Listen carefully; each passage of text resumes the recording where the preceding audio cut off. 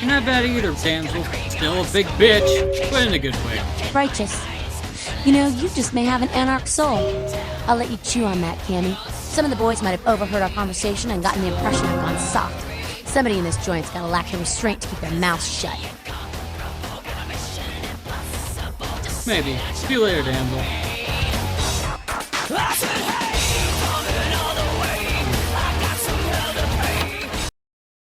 Would it kill him to have more than one song playing on repeat? Like working an overnight shift at Walmart. You hear the same songs over and over again. It's the same fucking thing for 14 months straight. Or until the holiday season rolls around, you hear nothing but Christmas songs, but that's fine. Oh god. 12 points to spend! Yay! Question is, what to spend them on? Third world problem, right?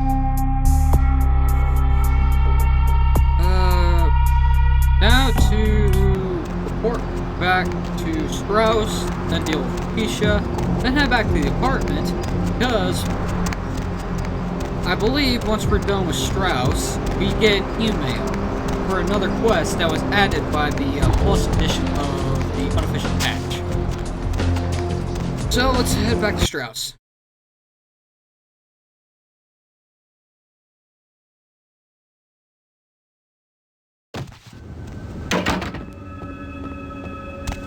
Strauss! Come on, just teleport me to your office.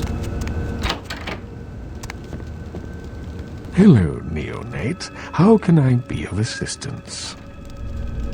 You have a few minutes to talk to me? Of course. I solved the problem with the epidemic. You have? Impressive, young one. What exactly was the source of the epidemic? It was a blood cult, headed by a vampire by the name of Bishop Vic, Plague Bearer. Tell me of this so-called bishop. He wanted to bring about the end of the world. I see. That end may very well be upon us. But to business. I have a debt to pay you for your services. Yes, you do. If you so desire, I can give to you a unique talisman that might be of use in the future. If that does not interest you, I can compensate you with hard currency. You decide. I'll take the item you're talking about. A wise decision, Neonate. True power lies not in wealth, but in the things it affords you. I hope this object serves you well. Me too as well. Goodbye, Strauss. Blood buff duration increased 200%. Yeah! You should always... It's like, the currency reward is $200 or $300 if you have a high haggling skill. But, that's chump change compared to the use of this thing. Blood buff, lasting twice as long, useful. Bastard childrens and orphans. Landless vampires. Go figure. Problems in the Anarchs. Huh, I wonder why they cause so much problem then. Because you don't have a sire, you can't be introduced to interclan politics and be part of your clan, so you are fucking useless. Of course, gangrel do things a little differently.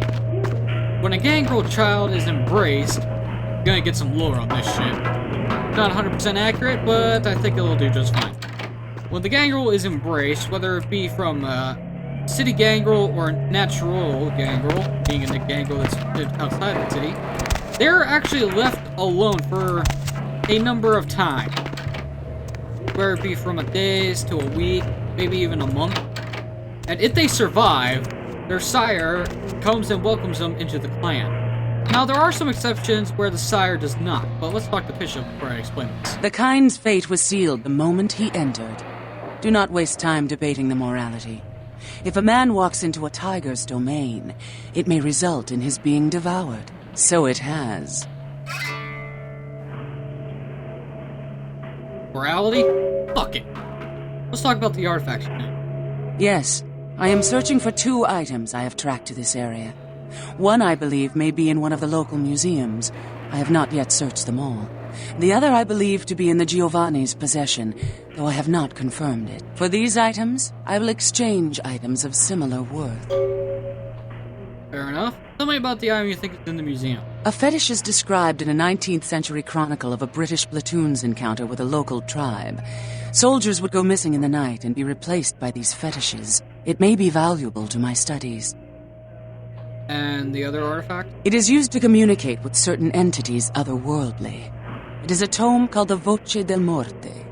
Should you find yourself within the walls of the Giovanni, seize the opportunity and take it, for they will make sure you never have another. If I find one, I'll bring him by. Oh god, the Giovanni. They freaking fuck. Anyway, back to Gangrel. There are some exceptions where sire will stay with the child after they are embraced. But however, that's not typically a smart idea. Whether the circumstances be family, significant other, or whimsy, it usually ends up, not all the time, but it usually ends up as a disaster. Because if the child can't accept what just happened and doesn't have the right mindset, they will go insane. And there have been reports of the child slaying sire.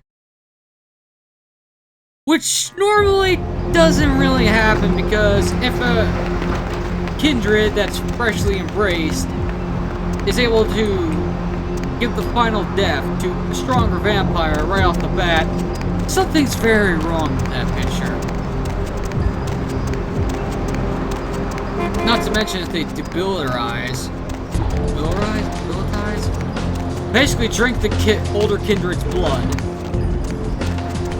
then they become stronger through that. That is very, very frowned on in all of kindred society, except for Sabbat, because Sabbat, fuck children. What debilitizing means is you drink the blood of a higher generation vampire, so you raise in one rank of generation. A member of the third generation, one of the eldest kindred in existence. Yeah, the antediluvians are basically gods worshipped in old mythology.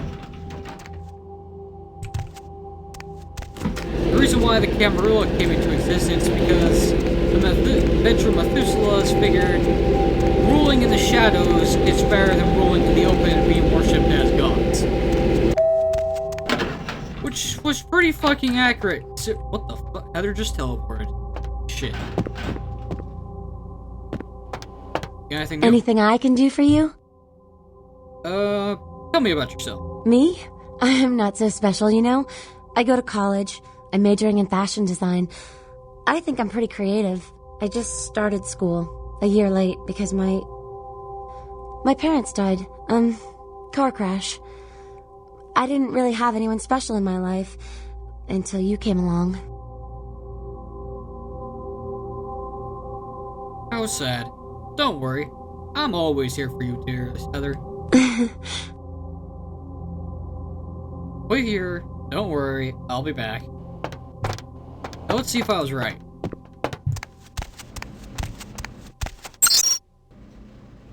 Okay, not yet. Whoops.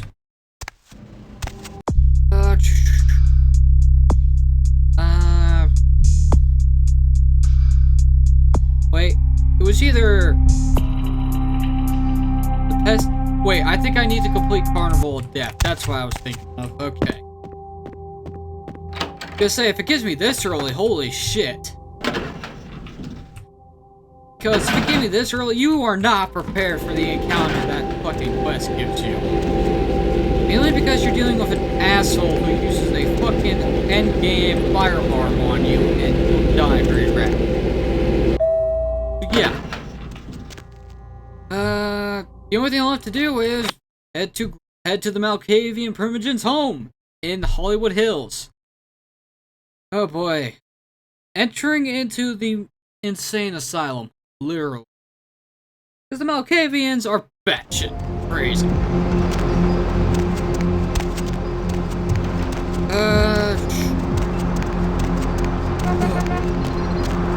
All thanks to the antediluvian of the Malkavian clans known as Men. Wonder where they got their name, huh? You see, of all the antediluvians, Malik is one of the most unique because he did not die. He still exists. Going somewhere? Away from here. Grounds management. Malik is the source of the Malkavians' psychosis. The reason why they're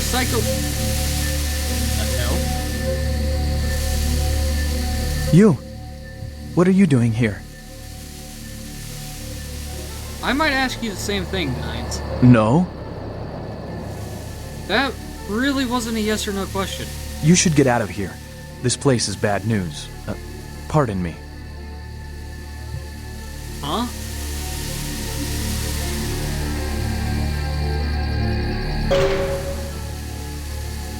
Okay then. Nine seemed a little weird. Got to ask him when I get back then. Anyway. Malkavian, Malik, source of psychosis. Oh, okay. The Malkavians are all connected to... I don't remember the official fucking term for it, but let's call it a web. Like the internet. What connects all of their thoughts together.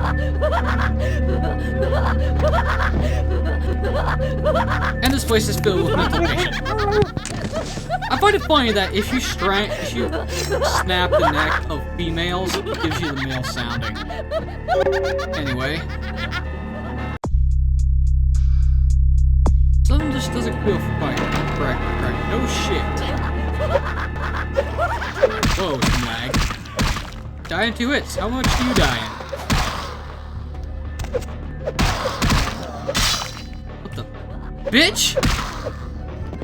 On the plus side, you can drink the blood of these assholes.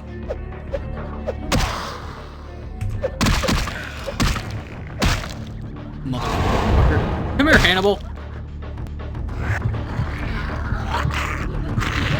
It's Malkavian Net links all their minds together. It's the reason why they go insane, because you hear voices in your head constantly, you go a little crazy. It may take a while to develop, some is shorter, depends on how strong you are.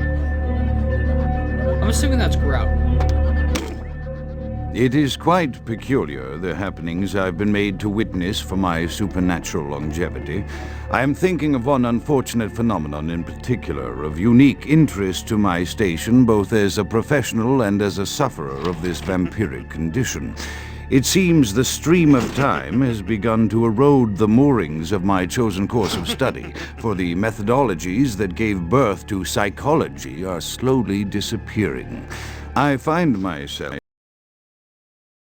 Just need to, in an era that overlooks the physical component of psychological pathology time and again in favor of the sophistic practices of Freud. Phrenology, dactopintilism, and the rest of the old guard has fallen by the wayside, its champions all silenced in death, with my unique exception. Would that I could make my voice heard again, although it may be suspicious should I return to popular medical discourse 50 years after my apparent death. No, better that I continue my studies into the psychoses in secret. One day, may I hold up my own cure as validation of the methods. I am confident no cure for my condition, or that of my beloved wife, lies within our figurative minds, waiting to be unlocked by the correct combination of memories recovered from our childhoods. And I'm most certain it has nothing to do with the relationship between myself, my parents, and my genitals. Sorry, Sigmund, but I choose to stay my course. In time, too, may your star fade and disappear. What? No, I'm not saying no what, because, you know, Grout, Malkavian, Sandy. What? That had to be the easiest time I've ever had with this puzzle. You see, if you flick a switch, it either dims the lights or turns them on, and it's obvious. Switches control other switches. So it's like, this paper gives you a hint on how to do it. It goes mind, time, perception, mind, perception, time, then mind. So here's the mind switch. Here's the time switch and here's the perception switch. You gotta get into it.